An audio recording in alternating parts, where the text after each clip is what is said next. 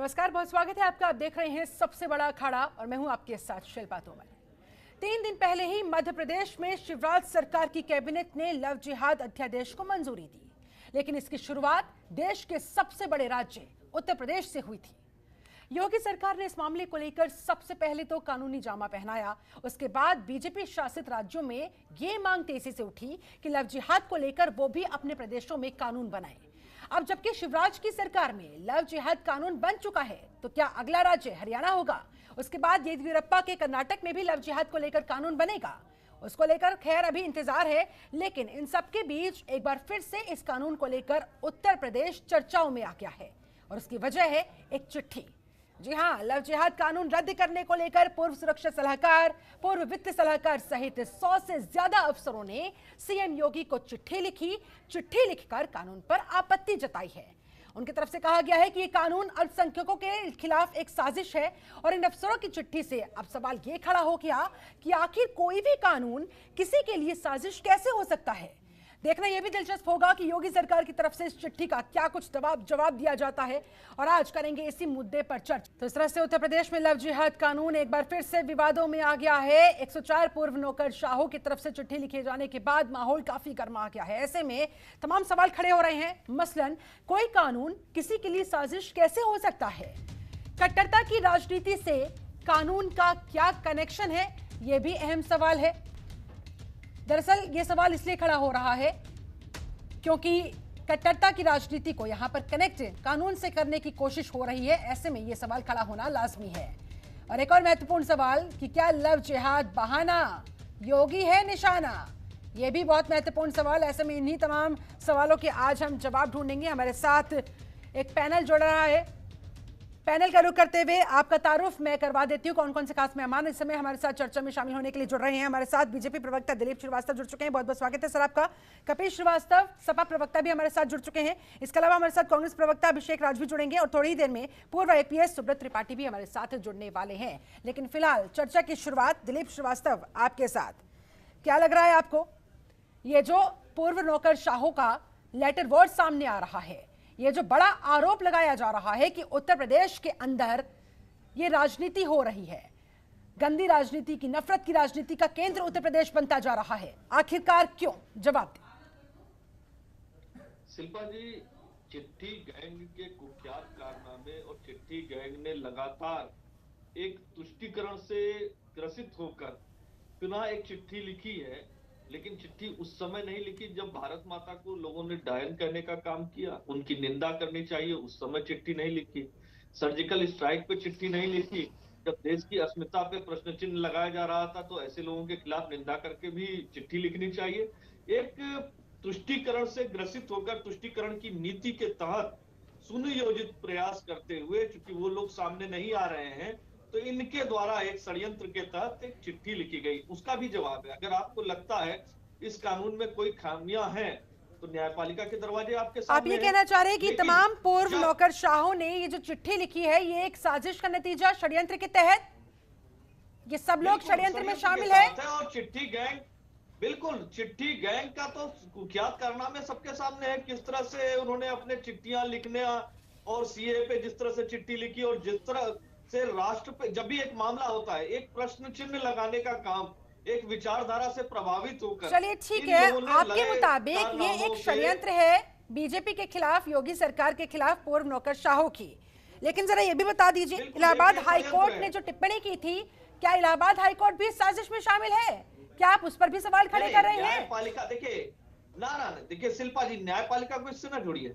न्यायपालिका जो बात करती है, न्यायपालिका उन चीजों को देखती है कि कहां पे मूल अधिकार का हनन हो रहा है, धार्मिक स्वतंत्रता के अधिकार का कहीं हनन हो रहा है, तो वहां न्यायपालिका हस्तक्षेप करेगी। वो एक अलग विषय है। न्यायपालिका किसी घटना के संदर्भ में एक टिप्पणी करती है, किसी घटना के संदर्भ में। कानून के संदर्भ में भी टिप्पणी नहीं हुई। कानून के संदर्भ में क्या खामियां है, अगर कोई खामियां है तो आपके पास न्यायपालिका के दरवाजे खुले हुए हैं, आप जा सकते हैं। लेकिन तब इनको बोलना चाहिए, तब इनको प्रश्न करना चाहिए जब आप नौकरी में थे, जब आप सेवा दे रहे थे, तो तमाम ऐसे घटनाएं आप देख लीजिए, मेरठ से लेके मुजफ्फरनगर, मुरादाबाद, इन तमाम जगहों पे छद्म नाम धारण करके हिंदू लड़कियों को फंसाना, उसके बाद उनसे जबरदस्ती शादी करना, उसके बाद उनका धर्म परिवर्तन कराना, ठीक बापू है, ने कहा था धर्मांतरण चलिए राष्ट्रांतरण आप है। बहुत अच्छा मैं कोई काम बात कर रहे करूं, हैं, धर्मांतरण बहुत अच्छे राष्ट्रांतरण मकसद के है। साथ आप लोग इस और कानून को स्पष्ट लेकर रूप आए से हैं, लेकिन मुरादाबाद केस क्या है मैं और उसमें ये किस भी तरह से स्पष्ट करना चाहता आपकी हूं, शिल्पा पुलिस जी, ने एक यू मिनट टर्न और लिया, लूंगा क्या वो भी आपका। आपको पता है दिलीप श्रीवास्तव? किसने यूटर्न? मुरादाबाद केस में आप लोगों को फटकार पड़ी है। मुरादाबाद केस में यूपी पुलिस ने कहा है, कोर्ट के अंदर जवाब दिया है। मैं पुरानी घटनाओं का उदाहरण दे रहा हूं, जब हिंदू बेटियों से जबरदस्ती छद्म नाम धारण करके अपना धर्म हिंदू बताते हुए शादी करना और उसके बाद पता लगे कि वो मुस्लिम धर्म से ताल्लुक रखते हैं, एक लक्षित करके धर्मांतरण कराने की दृष्टि से निकाह करना, शादी करना, ये क्या सही है? और ऐसे लोगों के खिलाफ अगर अभियान चलाया गया और योगी सरकार के शासन में वो ऐसे लोगों ने जो बेटियों के साथ खिलवाड़, उनकी अस्मिता के साथ खिलवाड़ कर रहे हैं, उनका अगर राम नाम सत्य हो रहा है तो क्या दिक्कत है? इन ठीक है, लोगों ठीक है, को तो ठीक है, ये ठीक है, शाश्वत ठीक सत्य है, आगे स्वीकारना बढ़ते हैं चाहिए। चर्चा में। ठीक है, ठीक है, आपने ये तमाम सवाल खड़े किए हैं, आपने इसके चिट्ठी के पीछे एक तरीके से षड्यंत्र की बात कही है, उसका भी जवाब ले लेते हैं। हमारे साथ पूर्व आईपीएस सुब्रत त्रिपाठी जी भी जुड़ गए हैं, बहुत बहुत स्वागत है सर आपका। और कांग्रेस प्रवक्ता अभिषेक राज भी हमारे साथ इस समय जुड़ चुके हैं। सुब्रत साहब, पूर्व नौकरशाह का ये जो लेटर वर्ड सामने आया है, कानून के पीछे आप लोगों को ये जो साजिश नजर आ रही है, जरा इसके पीछे का कारण बताएंगे? और एक और गंभीर आरोप यहाँ पर बीजेपी की तरफ से आपके ऊपर लगाए गए हैं, पूर्व नौकरशाहों के ऊपर लगाए गए हैं कि ये तो एक षड्यंत्र है और आप सब लोग इस षड्यंत्र में शामिल हैं। नहीं आरोप लगाया, मैंने पूर्व नौकरशाहों पे आरोप लगाया है जिन लोगों ने चिट्ठी लिखी। देखिए, प्रश्न यह है, प्रश्न जो है कि जिन लोगों ने इस चिट्ठी पर दस्तखत किए हैं, अधिकतम यह आरोप उन पर है, न कि सभी पर। अब तक कम से कम 10,000 15,000 नौकरशाह हाँ, रह चुके हैं, बिल्कुल सही जिसमें बात से आप कह रहे हैं। अगर 400 ने हस्ताक्षर किए हैं तो 400 के ऊपर अगर कोई आरोप भी लगाया गया है तो वह उन 400 के ऊपर है। हाँ, बिल्कुल समस्त नौकरशाही के ऊपर बिल्कुल कोई नहीं है, आरोप बिल्कुल मेरे बिल्कुल। मैं समझ में स्पष्ट कर दूं यहाँ बिल्कुल नहीं पर, केवल जिन लोगों ने 400 चिट्ठी लिखी है उन लोगों को साजिश में शामिल बताया गया है। मैं फैक्चुअल चीज कर रहा सिर्फ हूँ। उन लोगों को साजिश में शामिल बताया गया है, लेकिन क्या कानून के पीछे कोई वह साजिश सही- हो सकती है? मेरा ये आरोप सवाल की है। सत्यता नहीं, प्रश्न यह है कि कानून जब किसी पार्टी का अच्छा या बुरा एक जो डिक्लेयर्ड एजेंडा है किसी भी पार्टी का, तो वह जब सत्ता में आएगी तो उस डिजाइन के कानून बनाएगी, इसमें साजिश की कोई बात ही नहीं है। हाँ। साजिश तो वह चीज होती है जो कि छिप करके की जाती है। बिल्कुल। जैसे मान लीजिए कोई पार्टी कह रही है कि ये चीजें हमारे एजेंडा में शामिल हैं, तो यह भाजपा के एजेंडा में था। भाजपा के जब चुनाव में भाषण हो रहे थे, जब वोट पड़ रहा था, भाजपा ने अच्छा किया या बुरा किया इस पर कोई डिबेट हो सकती है, लेकिन भाजपा की कोई साजिश है यह तो कोई नहीं कह सकता, क्योंकि योगी जी चुनाव के प्रचार के दौरान न केवल उत्तर प्रदेश बल्कि हर प्रांत में इसकी घोषणा करते रहे हैं। भाजपा पिछले कई चुनावों से इस बात की घोषणा करती रही है। हाँ। जैसे धारा 370 है, यह भाजपा की एक सुस्थापित घोषणा थी। तो हाँ। अगर श्यामा प्रसाद मुखर्जी जी के टाइम से, तो इसमें भाजपा सुब्रत का जी, कोई सुब्रत जी, षड्यंत्र बहुत नहीं कर सीधा सकता। सा सटीक यह सा कदम सवाल। अच्छा है कि बुरा है, इस पर कोई आप इन पूर्व नौकरशाहों की इस चिट्ठी से इत्तेफाक इस पर- रखते हैं या नहीं? देखिए, मैं ये मानता हूं कि अगर किसी ने धोखा दे करके कोई काम किया है तो वह जुर्म है और उसके लिए दंडित होना चाहिए, चाहे हिंदू हो चाहे मुसलमान हो। लेकिन अगर जहां दोनों पक्ष अपनी राजी से और तथ्यों को जानते हुए अगर कोई शादी विवाह करते हैं, तब तो यह हाई कोर्ट हो चाहे नौकरशाह हो चाहे कोई भी हो, नौकरशाह की मान्यता कोई समाज से अलग नहीं है बिल्कुल। और न ही समाज से कोई अलग चीज है। कॉमन सेंस कहता है कि अगर किसी को तथ्यों को बता करके कोई चीज की जाए तो चाहे हिंदू हो चाहे मुसलमान हो, जुर्म नहीं है। लेकिन अगर तथ्यों को छिपा करके, जैसे आप अपने को अगर पुलिस अफसर बता करके कोई काम करें, पत्रकार बता के न करें, तो यह जुर्म है। अगर हम अपने को पत्रकार मान लीजिए नौकरी में होते हैं और अपने को पत्रकार बता के कोई चीज पूछते और रहते पुलिस अफसर, ठीक है। तो एक छल होता। उसी तरह से चाहे हिंदू हो या मुसलमान हो या ईसाई हो, सिख हो, कोई भी अगर किसी दूसरे धर्म की लड़की से छल करता है, यह कहता तो है कि इसीलिए हम तो इस ये धर्म कानून के लाया मानने गया वाले है, हैं, लेकिन जबकि अब इसी वास्तव में कानून उस के धर्म का पीछे मानने वाला नहीं है। तमाम तरह के सवाल खड़े हो गए हैं। इसी कानून को अब निशाने पर लिया जा रहा है। अब प्रश्न है कि उसको लागू कर, एक मिनट मेरी बात सुनिए, एक मिनट बात सुनिए। लेकिन प्रश्न है कि अगर साल भर तक संबंध रखने के बाद कोई लड़की कहे कि मुझे पता नहीं चला कि यह मुसलमान था, तो ईसाई को एक बार कोई कह सकती कि हमें पता नहीं चला। लेकिन मुसलमान का एक खतना एक ऐसा संस्कार होता है कि जो महिला उसके संपर्क में रही, अगर वह कहती है कि मुझे इसके धर्म के बारे में नहीं मालूम, तो कदाचित वह गलत कहती है, क्योंकि शादी के पहले लव मैरिज में अपवाद छोड़ करके आदमी सारी परिस्थितियों से लगभग गुजर चुकता है। जहां खास तौर लेकिन सुब्रत जी, इस चिट्ठी में एक और बहुत महत्वपूर्ण बात है, और वो है कि यूपी को नफरत की राजनीति का केंद्र बताया गया है। इसका क्या मायना निकाला जाए? यूपी को मैं नहीं मान सकता कि नफरत की राजनीति का केंद्र है। यूपी गंगा जमनी संस्कृति का केंद्र रहा है। यूपी में राम और रहीम और अस्कान की एकता का केंद्र भी रहा है। यूपी में मलिक मोहम्मद जायसी भी रहे हैं। यूपी में रहीम और अस्कान भी रहे हैं। बिल्कुल। यूपी में बहुत बड़े बड़े लोग रहे हैं। लेकिन यह कहना कि यूपी नफरत का केंद्र है, इससे मैं वाकिफ नहीं हूँ। ठीक है, हर जगह कुछ आदमी अलग अलग विचारधारा के हो सकते हैं।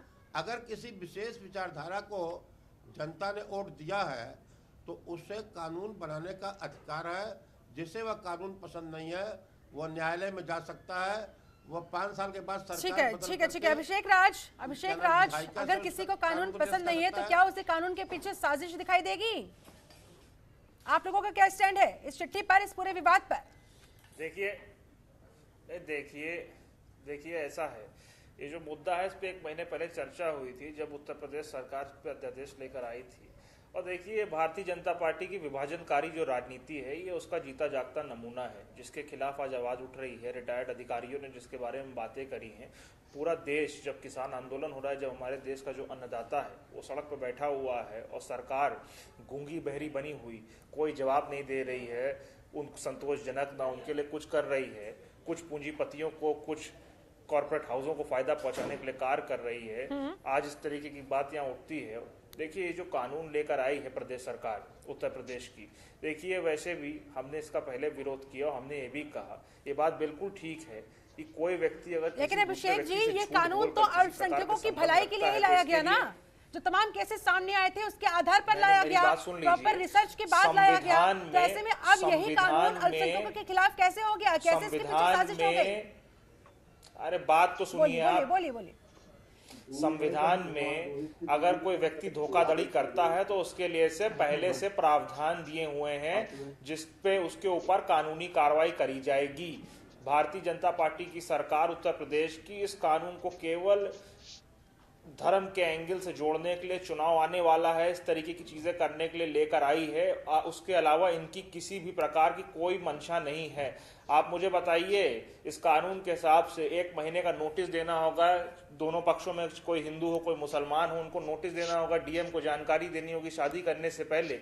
मैंने पहले भी एक बार ये सवाल उठा था, तो मैंने पूछा था भारतीय जनता पार्टी प्रवक्ता से कि मुझे बताइए कि जिस 1 महीने के समय में जब वो नोटिस देगा और अगर उन लोग की जान माल को खतरा होगा तो उसकी जिम्मेवारी कौन लेगा? इसका जवाब कोई नहीं दे पाया था।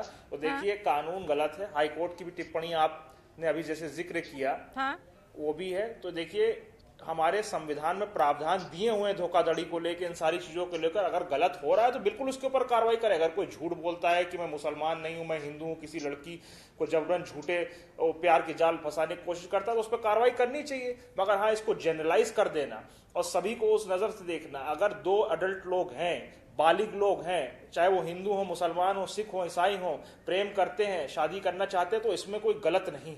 हाँ, चलिए ठीक है। कपिल श्रीवास्तव, आपकी प्रतिक्रिया, आपका क्या रिएक्शन है? आप लोगों का क्या स्टैंड है इस चिट्ठी पर, इस पूरे विवाद पर? आप लोगों का क्या मानना है? देखिए शिल्पा जी, एक बात तो एकदम साफ है कि जो 104 हमारे पूर्व आईएएसओं ने टीका टिप्पणी की है योगी सरकार के इस अध्यादेश की, वो बिल्कुल जेन्युइन है। हमारे पूर्व आईएएस बैठे हुए हैं। एक परीक्षा को पास करने के बाद, योग्यता को सिद्ध करने के बाद कोई आदमी आईएएस बनता है। बिल्कुल।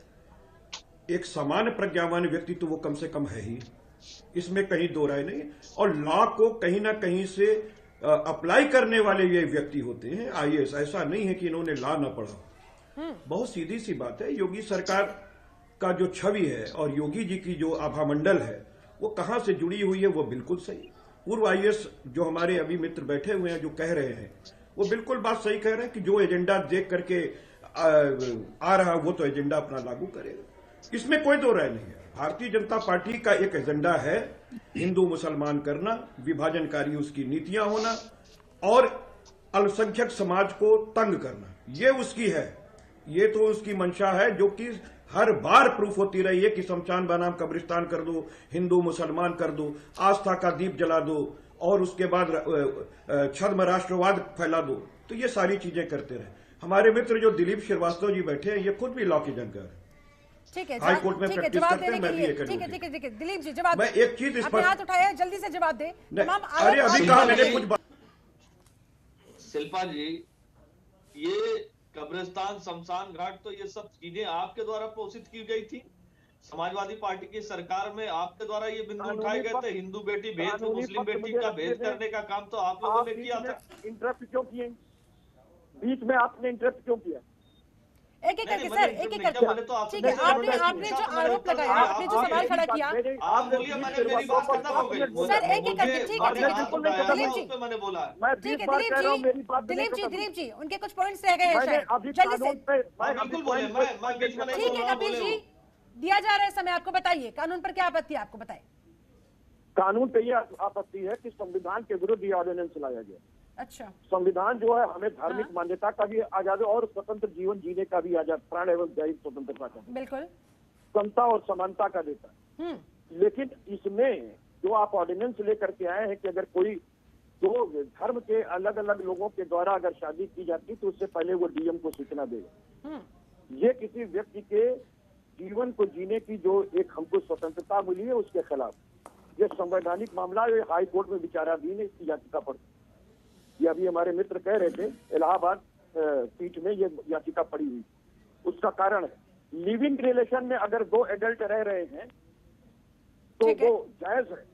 नहीं, सुनते रहिए, बहुत जरूरी चीज है क्योंकि अगर ये नहीं होगा तो डिस्कशन का सार नहीं है। ठीक है, बोलिए बोलिए। लिविंग रिलेशन को मान्यता हमारा कानून प्रदान करता है, बिल्कुल करता है। और ये जो कानून लेकर के आ रहे हैं उसमें आपको अपने जीवन को जीने के लिए सरकार के नुमाइंदे से आपको इजाजत लेनी होगी, और अगर उसने इजाजत नहीं दी तो आप क्या करेंगे? इनके उसमें कहीं नहीं लिखा कि वो कितने दिन में इजाजत देगा कि नहीं देगा, कैसी जांच करेगा।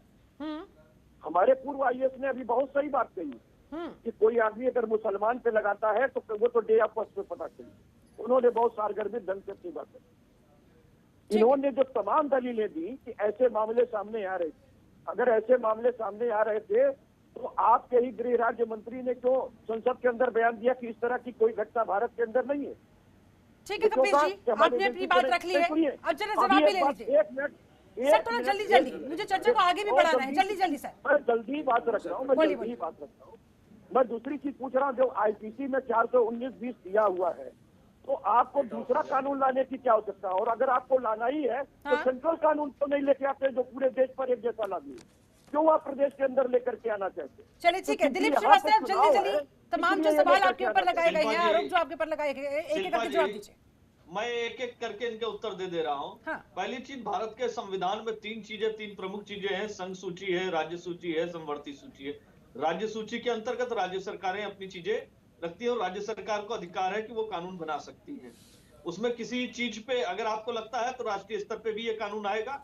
और जहां तक आप बात कर रहे हैं तो भारत के संविधान में जो मूल अधिकार है उसमें मूल अधिकारों का कहीं हनन नहीं हो रहा है, धार्मिक स्वतंत्रता के अधिकार का कहीं हनन नहीं हो रहा। इससे पहले भी मैं आपको बता दूं, बापू ने कहा था, महात्मा गांधी जी को सभी लोग मानते हैं, उन्होंने स्पष्ट कहा था ईसाई मिशनरियों के सेवा भाव को देखते हुए और जो इस तरह से वो धर्मांतरण कराते थे, उस समय की टिप्पणी है गांधी वांग्मय में स्पष्ट रूप से अंकित है कि धर्मांतरण राष्ट्रांतरण है।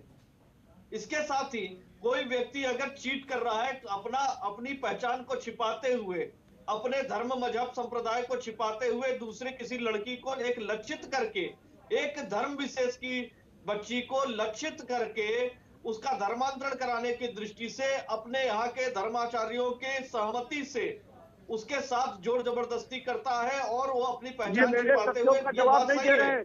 ये बात शिल्पा सही जी, है ये कि इन्होंने भारत मेरे में सही जो आपसे सवाल पूछा गया था, आप उसको घुमा फिरा कर ये अपने वो विस्तारवादी प्राविधान भी है। वोट को मैं पूरी लेके बात आए कर हैं, रहा रखा हूँ, हुआ मैं वो पूरी दे बात रहे कर लूं। इन्होंने और दिलीप जी, ये अगर वाकई में ऐसा होता कि आज ये के तो अंदर 104 पूर्व नौकरशाहों को ये चिट्ठी ना लिखनी पड़ती। के शासन काल में संरक्षित करके चलाई गई थी।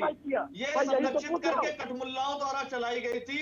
इन कठमुल्लाओं द्वारा ये उनको जानबूझ संरक्षण करके देने ऐसा का काम लेकर किया के आ गया रहे था। हैं और लव अगर जिहाद वो को कहीं लोग भी ऑर्डिनेंस में जो वो है लव वो जिहाद परिभाषित का नहीं मतलब किया ही गया है। लव लव जिहाद को जिहाद कहाँ का ऑर्डिनेंस अर्थ में ही परिभाषित स्पष्ट किया रूप गया से है कि इसको हिंदू इसको बेटियों को प्रेम बहलाना धर्म युद्ध फुसलाना क्यों नहीं और कर एक लेते आप लक्षित करके इसको लव जिहाद उनका का क्यों नाम दे रहे धर्मांतरण हैं कराना इस पर लव और जिहाद ऐसे का नाम लोगों क्यों दे के रहे हैं खिलाफ आपके जब ऑर्डिनेंस अभियान में चलाया कहीं जा रहा है परिभाषित तो नहीं है हिंदुस्तान का जो आप जनमानस ऑर्डिनेंस स्पष्ट रूप लेकर से के आए जानता हैं है लव कि जिहाद ऐसे के नाम से व्यक्तियों वो का राम कानूनी नाम नहीं है सत्य जो होना आप चाहिए बदनाम कर रहे हैं और लव ऐसे जिहाद के व्यक्तियों नाम की पर अर्थी किसी को उठनी टारगेट चाहिए। कर रहे हैं ऐसे जो आप व्यक्तियों के टारगेट खिलाफ कर रहे हैं कार्रवाई जो होनी आप एक एक चाहिए। करके दिलीप जी, ऐसे कबीर व्यक्तियों श्री, के खिलाफ एक एक करके सर, दोनों में से किसी की बात भी समझ नहीं आ पाएगी। चाह रहे हैं वो मैं 104 सीधी बात जो एक बात कह रहा हूँ प्रशासनिक ये अधिकारी पूर्व ऑर्डिनेंस प्रशासनिक जो अधिकारी लेके आए रहे हैं हैं उसमें लव वो जिहाद को किसी न इन्होंने किसी परिभाषित रूप नहीं में किया किसी तो ये विचारधारा लव से जिहाद ग्रसित कानून हैं, कैसे हो गया किसी ये विचारधारा मुझे से बताइए ये प्रभावित लव हैं जिहाद करके और एक एक वर्ग को कांग्रेस जो जो है सपा ये के टीका टिप्पणी राजनीतिक कर दल रहे के हैं एजेंट के तो रूप में साधना उन्होंने चाह रहे पत्र लिखा है। दिलीप ये जी, चिट्ठी गैंग आपसे जो पूरी सवाल तरह पूछा से गया है उसका जवाब तो आप दे नहीं पा रहे। उसका जवाब ये दे ही नहीं रहे, भाग षड्यंत्रकारियों रहे का गैंग है जो ये समाजवादी भाग जा रहे पार्टी कांग्रेस बसपा ये लाख के को हाथों जानने में वाले खेलने व्यक्ति वाला हैं गैंग है। ये विद्वान अधिवक्ता दिलीप जी, हैं, दिलीप जी, लेकिन दिलीप जानबूझ जी, के कानून जो की आपसे बात नहीं पूछा कर गया रहे। था अरे आपने आप बीच सारी में क्यों चिट्ठी बोल रहे मिट्टी हैं बोल कबीर दी जी? है, आप लेकिन तो कभी उस सवाल किसी का के बीच जवाब में आपकी बोलते तरफ से नहीं, नहीं तो आया पहले तो है। आपकी बात धैर्यपूर्वक सुनिए।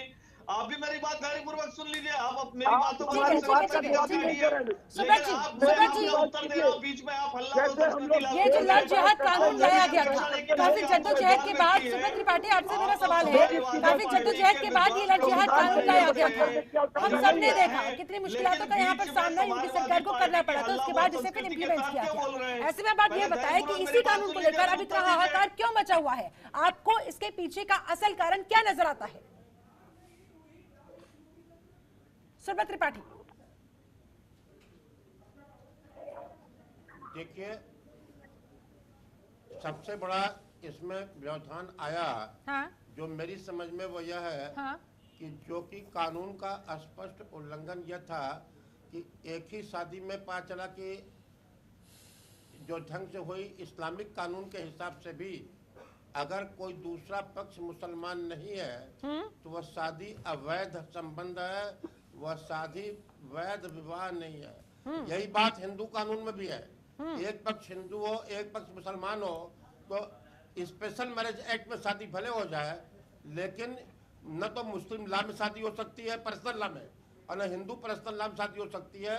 मैं इस समय सुप्रीम कोर्ट का एडवोकेट भी हूँ, हाँ। रिटायर्ड डीजी भी रहा हूँ। मैं दावे के साथ कह सकता हूँ कि जो शादियाँ जी आपने विविध जगह देखी हैं कि उसी में मंडप सजा है, कुरान की आयतें भी पढ़ी जा रही हैं, वेद मंत्र भी पढ़े जा रहे हैं, वैदिक विध से भी कुछ संस्कार हुए, हाँ। कुछ मुस्लिम विध से भी संस्कार हुए।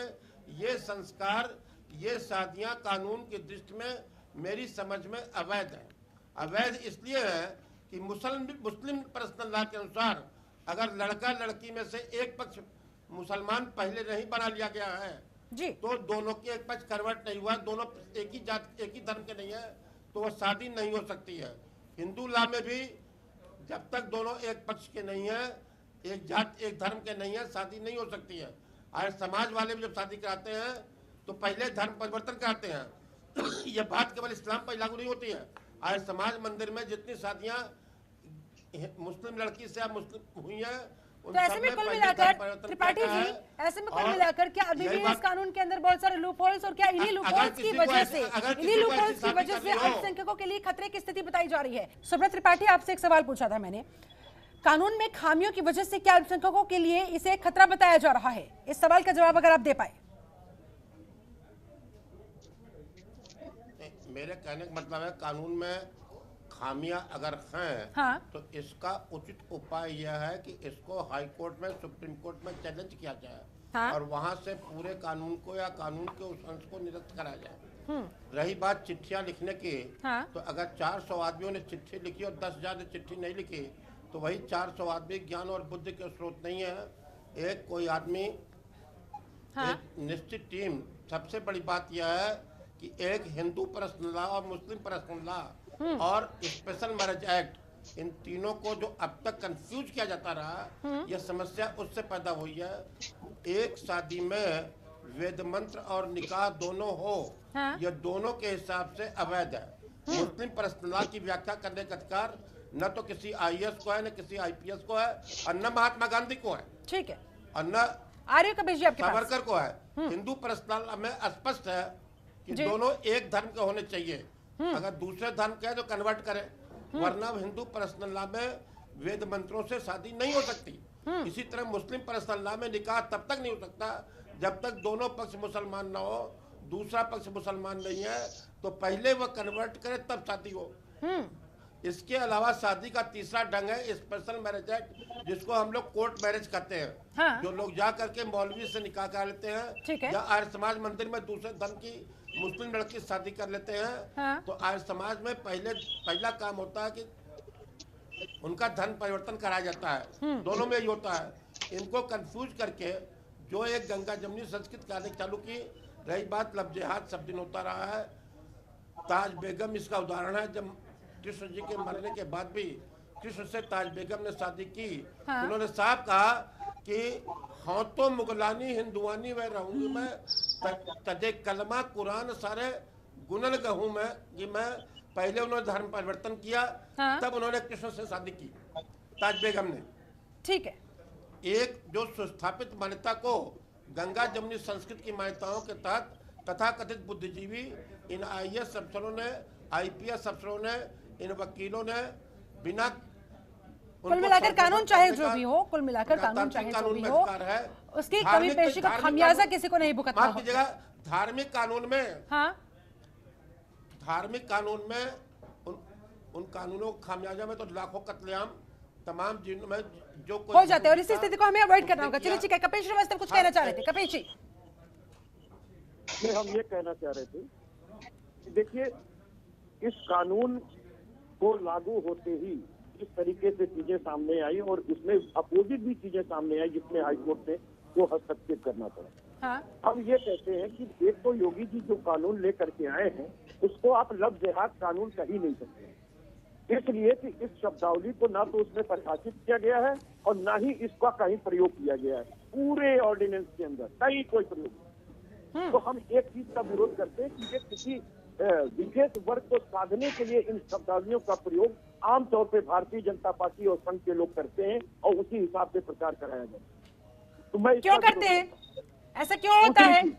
बीजेपी पूरी बात ठीक है, ठीक है, ठीक है, complete yourself. Okay sir, okay, complete yourself fast. पूरी बात आ जाने दीजिए। ठीक है दिलीप जी, एक एक करके जवाब दीजिएगा।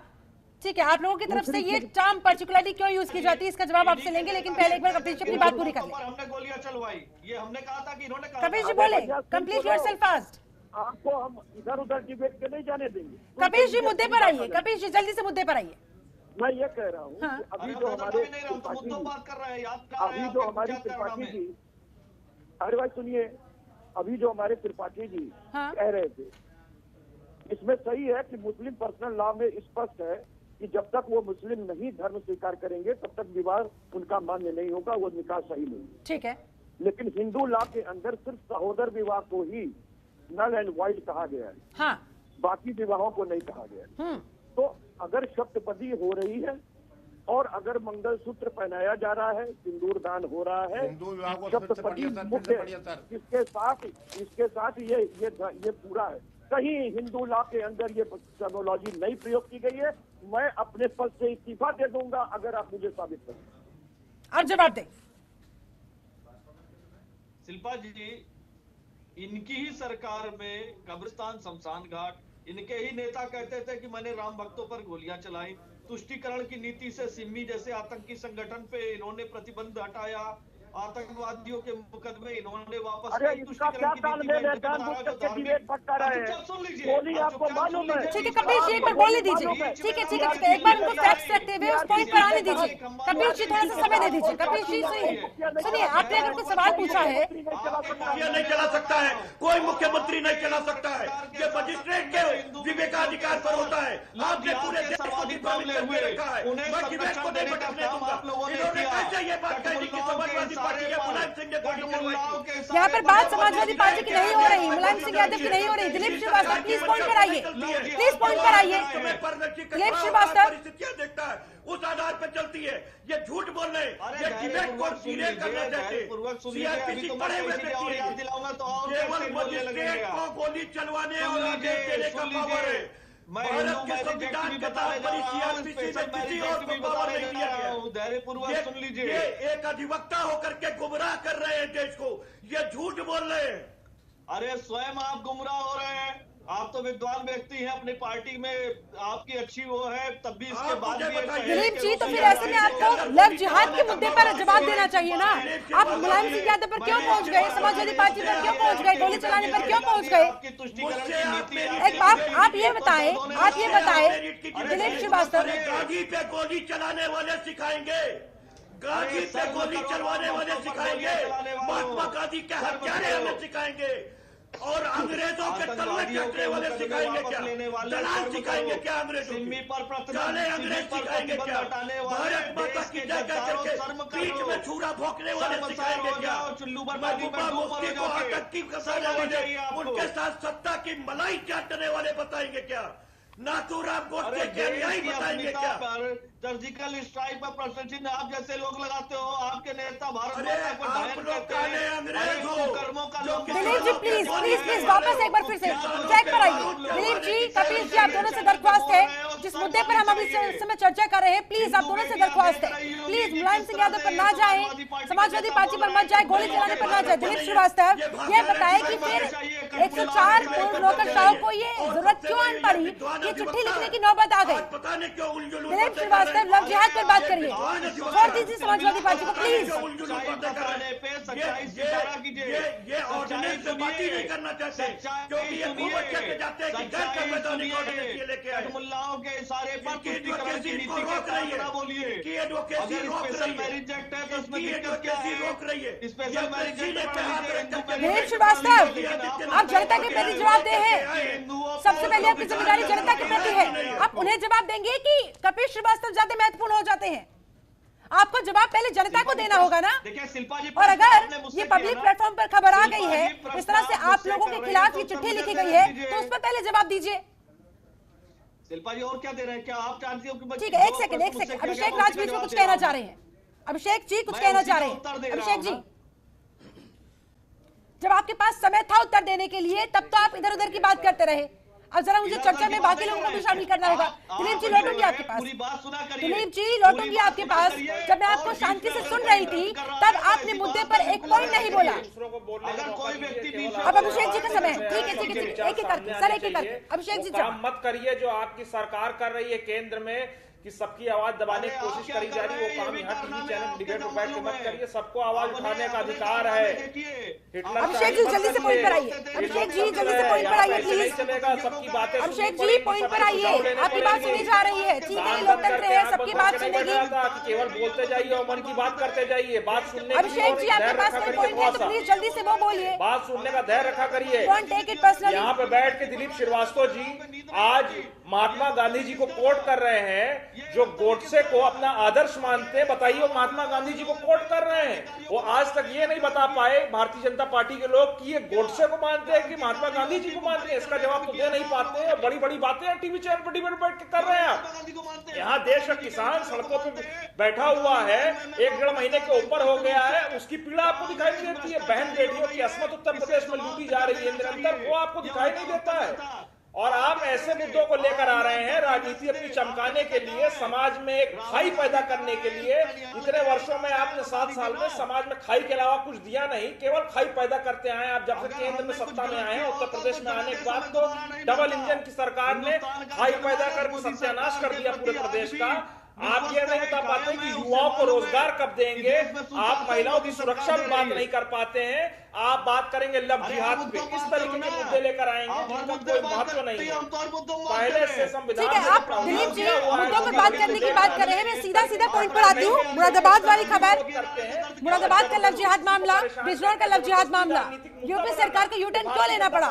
इन दोनों ही मामलों में यूपी सरकार की किरकिरी क्यों हुई, यूपी पुलिस की किरकिरी क्यों हुई? आपको पता नहीं होगा शायद, एक सेकंड मुरादाबाद मामले में यूपी पुलिस ने कोर्ट में ये स्वीकार किया है, तथ्यों को लेकर ये बात आप लोगों की तरफ से कही गई है, पुलिस की तरफ से कही गई है। ये चिट्ठी, एक सेकंड दिलीप जी, ये चिट्ठी बेवजह नहीं लिखी गई है, आपके पास इसका जवाब है क्या? 2019 से 2020 के बीच में 14 से 11 मामले लव जिहाद के पाए गए।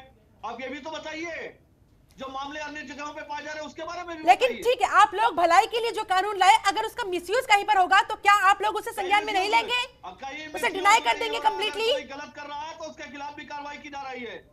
तो वही तो पूछा जा रहा है आप लोगों से। दो एग्जांपल्स आप लोगों के सामने रखे गए हैं, मुरादाबाद का और बिजनौर का। अगर हिंदू बेटियों बच्चियों की अस्मिता से अगर किसी ने खिलवाड़ किया तो उसके खिलाफ कार्रवाई की जा रही है। लेकिन अगर बजरंग दल जैसे संगठन इस कानून का फायदा उठाते हुए लोगों को प्रताड़ित करेंगे तो वो लोग कहां जाए, किससे अपनी गुहार लगाए? दिलीप श्रीवास्तव, देखिए इस चिकन चिल्ली में सवाल को दबने नहीं दूंगी। दिलीप श्रीवास्तव, मेरा सीधा सा सवाल आपसे, अगर मुरादाबाद जैसे मामले में बजरंग दल जैसे संगठन इस कानून की आड़ में अगर लोगों को प्रताड़ित करेंगे तो वो लोग न्याय के लिए कहां जाएंगे? देखिए, पहले चीज स्पष्ट जान लीजिए शिल्पा जी, योगी सरकार के शासन में कानून से खिलवाड़ करने वालों की जगह, चाहे वो कोई भी हो, उसकी जगह जेल में है, उसे संरक्षित नहीं किया जाता। आज तमाम अपराधियों के जो आलिशान बंगले जो खड़े थे, जो सरकारी जमीनों पे कब्जा हुए थे, समाजवादी पार्टी कांग्रेस के शासन में, बसपा के शासन में उनको संरक्षित किया गया था। आज वो सारे खाली किए गए, निस्ताबूत किए जा रहे हैं ना। अरे सेलेक्टिव काम क्यों कर रहे हैं? उत्तर प्रदेश का सेलेक्टिव काम क्यों कर रहे हैं? दिलीप जी, आप फिर समाजवादी पार्टी पर चले गए। अरे पूर्ववर्ती सरकार की बात आप क्यों कर रहे हैं? इस समय आप लोग सत्ता में हैं, आपकी जवाबदेही बनती है, अपने काम पर बात कीजिए ना।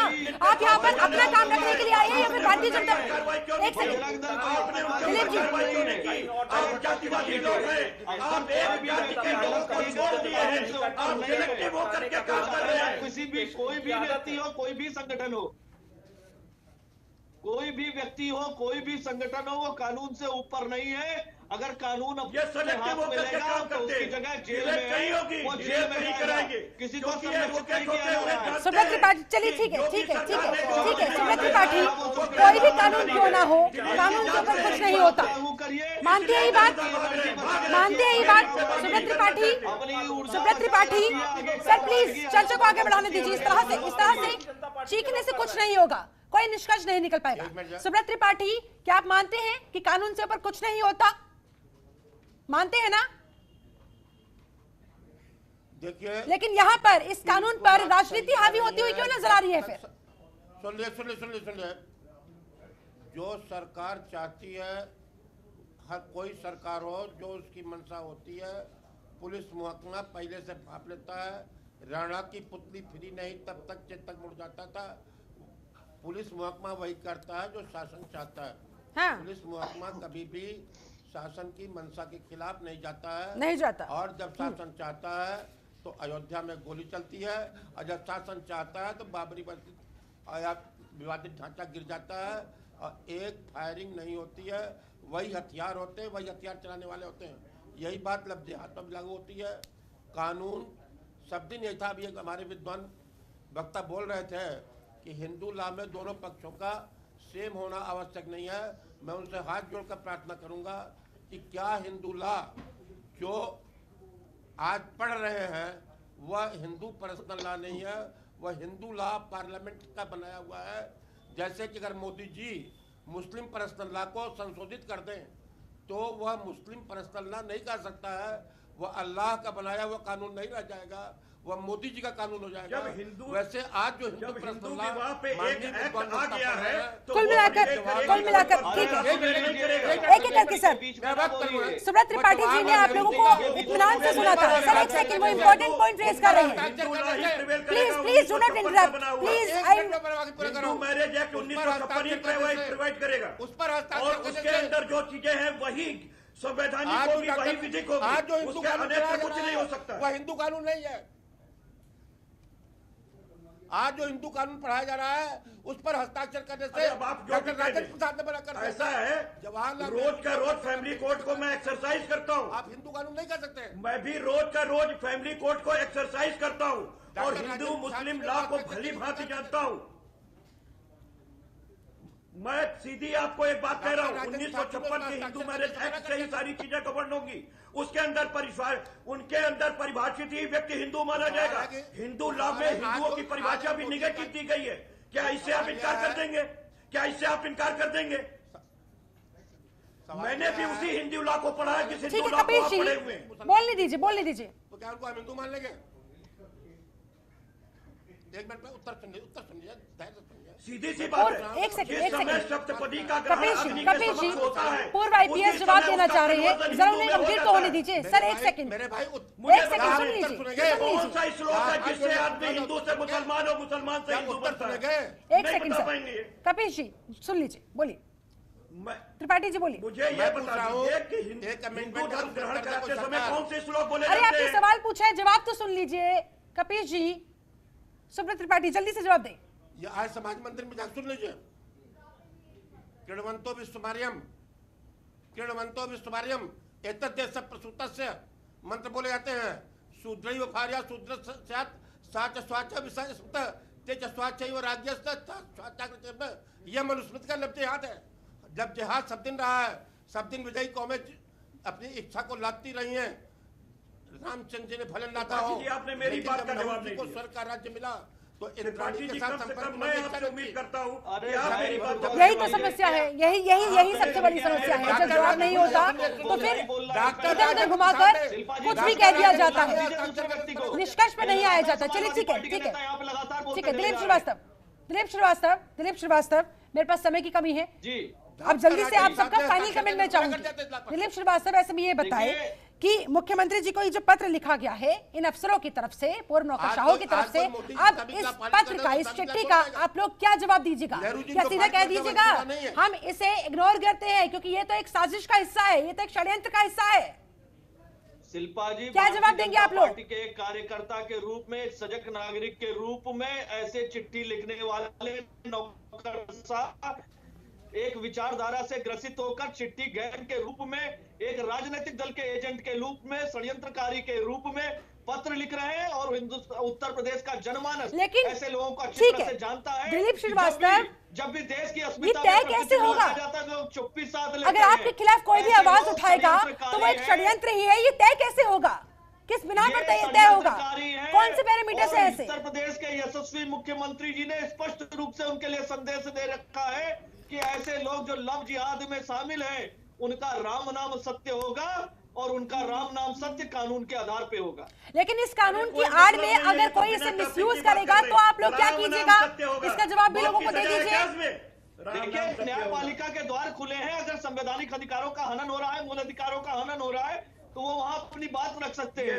मतलब कोर्ट के चक्कर काटने के लिए वो लोग तैयार रहे, कोर्ट के चक्कर काटने के लिए वो लोग तैयार रहे। कानून अति आवश्यक है, यह कानून अति आवश्यक है, हिंदू बेटियों के लिए, रक्षा के लिए अति आवश्यक कानून है। ऐसे में बजरंग दल जैसे संगठनों पर आप कैसे कंट्रोल लगाएंगे ताकि वो लोग इस कानून के आड़ में लोगों को प्रताड़ित ना कर सके? किसी भी दल से ताल्लुक रखता हो, किसी भी व्यक्ति को, चाहे वो किसी भी दल से ताल्लुक रखता हो, अगर वो कानून हाथ में लेगा, अपराध कारित करेगा तो उसकी सजा योगी सरकार के शासन में जेल में है, उसे संरक्षित नहीं किया जाता। तमाम आधारों पे आप देख सकते हैं जो समाज और बसपा कांग्रेस के शासनकाल में फले फूले, जिनके आलिशान बंगले थे, सरकारी जमीनों पे कब्जा किए थे, वो ठीक है दिलीप जी, ठीक है। कपिल श्रीवास्तव, जल्दी से आपका फाइनल कमेंट सर। आपको क्या लगता है ये जो साजिश बताई जा रही है, ये जो षड्यंत्र बताया जा रहा है इस चिट्ठी के पीछे, इस लेटर वॉर के पीछे, क्या और किस दिशा की तरफ ये मामला आगे बढ़ता हुआ? बिल्कुल सत्य है। ये बात तो आईना दिखाने का काम हाई कोर्ट ने भी किया है। और मैं पूछता हूं जो आईपीसी की धारा 419, 20, 67, 68, 71 है, वो अगर उस पर लागू होती है, उस पर 10 साल की सजा तक हो सकती थी, तो आपको नया कानून को लाना पड़ा। दूसरी बात सुन लीजिए पहले, मेरी बात पहले सुन लीजिए, मेरी बात पहले सुन लीजिए, मेरी बात पहले नहीं आने कह रहे, डर गए। दिलीप भाई डर गए, दिलीप भाई डर गए, इनकी पोल खुल चुकी है, दिलीप भाई डर गए, क्योंकि ये 104 IAS की पूर्व IAS की ये आवाज नहीं है। इंडियन एविडेंस एक्ट कहता है कि अगर 10,000 पूर्व IAS है और सब चुप बैठे तो इसके मतलब उनकी मौन सहमति है 104 IAS की, वरना बाकी 9,000 लोगों को आना पड़ेगा चिट्ठी लेकर के। ये भी जान लीजिए, इंडियन एविडेंस एक्ट इस बात को कहता है कि अगर कुछ लोग कहते हैं कि ये बात सही है और बाकी लोग मौन है तो उसकी बयानी हामी में भरी जाएगी। दिलीप जी आपने अपनी बात कह दी है, प्लीज दूसरों को भी बात रखने का मौका दीजिए। दिलीप जी समय की कमी है, समय की कमी है। अभिषेक राज आपका फाइनल कमेंट फास्टली, जल्दी से सर।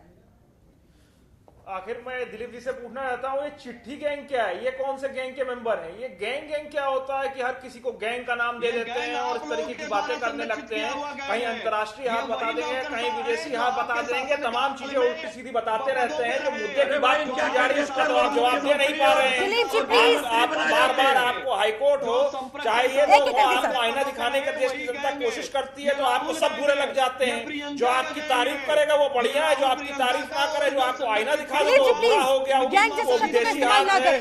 मैं दरख्वास्त करती हूँ आपसे, गैंग जैसे शब्दों का इस्तेमाल ना करें। अपनी बात को रखना है एक शालीन तरीके से रखिए। ये चिट्ठी गैंग है, दिलीप जी प्लीज। ये दिलीप जी इस्तेमाल करते हैं, इन्होंने तो इस्तेमाल किया चिट्ठी गैंग। ये तो हर बात में गैंग ले आ रहे हैं। कौन सी गैंग है भाई? कहाँ से जहाँ की संस्कृति है इस तरीके की भाषा का प्रयोग करना? चलिए ठीक है। सुब्रत त्रिपाठी आपको क्या लग रहा है इस चिट्ठी के बाद अब सरकार का अगला कदम क्या होने जा रहा है? अब सरकार क्या करेगी और सरकार में कितनी खलबली मची होगी अंदर खाने में इस चिट्ठी के सामने आने के बाद, इन पूर्ण नौकरशाहों के द्वारा सवाल उठाए जाने के बाद? सुब्रत त्रिपाठी आपका फाइनल कमेंट जल्दी से सर। फिर भी सीएम बने हुए 302 के मुकदमे के साथ सरकार को हर जनभावना का बनना चाहिए। हाँ चिट्ठी भी कुछ व्यक्तियों का ओपिनियन है, नहीं है। कोई हाई कोर्ट का जज या सुप्रीम कोर्ट का जज भूतपूर्व वर्तमान ठीक है, सुपरमैन नहीं है। ठीक है, उसकी अपनी पावर्स है, अपनी विचार है। उन विचारों का सम्मान करते हुए उन पर सरकार को सोचना चाहिए। अगर उसमें कुछ तत्व हो तो उसको दूर करे, न तत्व तो इग्नोर करे। बिल्कुल कौन होगा जो सरकार चाहेगी वो करेगी। वाजिब पॉइंट आपने रेस किया है। चलिए ठीक है, बहुत बहुत शुक्रिया। मेरे पास आई एम सो सॉरी मेरे पास समय बस इतना ही था। आप सभी मेहमानों का बहुत बहुत शुक्रिया मेरे साथ इस चर्चा में शामिल होने के लिए, मेरे साथ जुड़ने के लिए। तो वाकई में कानून चाहे जो भी हो वो नागरिकों की भलाई के लिए लाया जाता है, नागरिकों के लिए लाया जाता है। ऐसे में उसमें कमी पेशी हो सकती है, उस कमी पेशी को दूर करते हुए, उसे दुरुस्त करते हुए आगे बढ़ना चाहिए, ना कि उस पर राजनीति करनी चाहिए। क्योंकि राजनीतिकरण किसी भी मुद्दे का होता है तो उसका वही असर होता है जो हम दशकों से देखते आए हैं तमाम अहम मुद्दों पर। चलिए, मेरे साथ इस खास चर्चा में जुड़ने के लिए आप सभी का बहुत बहुत धन्यवाद। आप बने रहे जनतंत्र टीवी के साथ। नमस्कार। खबरों के निष्पक्ष विश्लेषण के लिए सब्सक्राइब करें Janatantra TV and press the bell icon. Never miss any update.